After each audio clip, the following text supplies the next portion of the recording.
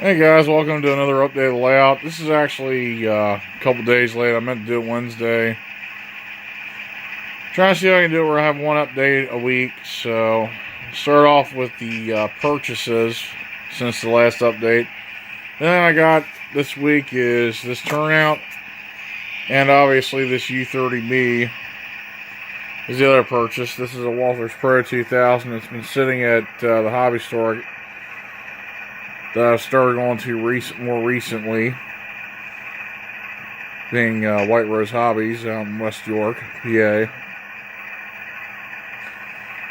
And got this engine extra for a pretty good deal, so I can't complain.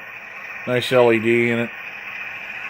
But more to the point, this is not a review, so let's go past the caboose and some of the freight cars I got sitting on here. And last time, the update, I think I remember when I had to rewatch it to remember what I did. I think I had stopped right here. So now I'm going to take you past all that mess in the back of cars just laying all over the place. I'll move this out of the way so you guys can see better. This is now the furthest extent of the layout. Eventually, this is going to go into a switch here that's going to go back into a yard. It's going to curve around to this back portion here. That'll give me at least some place to store cars in it and do some switching. I'm probably going to have a switch on this end just so the locomotive can run around the trains.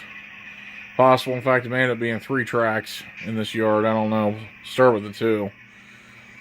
And then this siding here, I'm thinking this might be the glass plant. Extends into that bin. Sorry, this is part of something else. Lego stuff. Side business I run. Anyway. This is the siding I actually decided to do where it sinks down to where it's below track level and it's just in the grass. I like that kind of look. So, this eventually here is going to be worked on.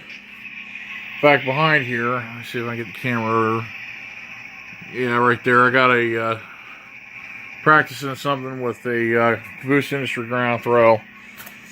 Found out when I was at the store that I might have actually had a different size, the wrong size. These are what I have, the 202S.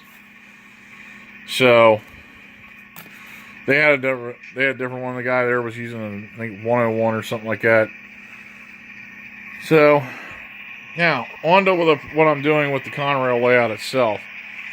Even though I have 2 SD60s sitting here, and I got that, plus my wife's engine back here, I actually am planning on taking, get the GP38 here. These 2 guys are the start of what's going to be a 1970s Conrail layout, late 70s, early 80s. Not going further past than maybe 1983, and no earlier than 1977. Because these here did not show up on the property until 77, 78. In fact, I got to recheck that. It's probably going to be 78. And even though I am, let's see if I get that one. I'll get that later. Get that later. Even though I am modeling a freelance line, it's still going to be adhering to the Conrail rules prototype as much as I can. And eventually weathering is coming for some of these. And when I say prototype, cars like this one here cannot work because A, it's CSX, which did not show up until 1986, 87 officially. Secondly, these little yellow stripes here are safety stripes are applied. I don't know if it was late 90s, early 2000s, but they did not appear on a lot of stuff that I've ever seen from video footage from even into the 90s. Also, this Conrail quality, sorry about my shadow, by the way, but this Conrail quality logo, I'm going to have to check to see if this car color even existed. And if it did, I might erase that off because this did not come into the 90s. Now, this car works, though. This car here will definitely work with that. Most of these hoppers here can. Back here, that Burlington route can. That, unfortunately, can't because that is an NYC, which means that is a CSX-owned car.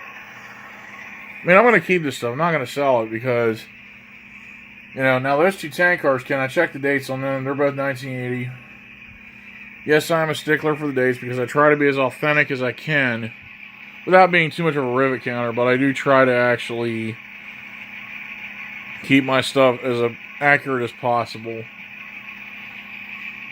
Now, as far as like the cars, a lot of these, like these hoppers, have the same number. I don't care about that part. That's where the accuracy has its limits, because after all, I cannot have 100 of those, each with an individual number. That would be too much. There's more of them stacked inside there. So, and just like this flat car, I can't use that unless I was modeling 90s or later. But anyway, that's pretty much, other than my ramble there, sorry. That's pretty much what I got, guys. So I will see you in the next video.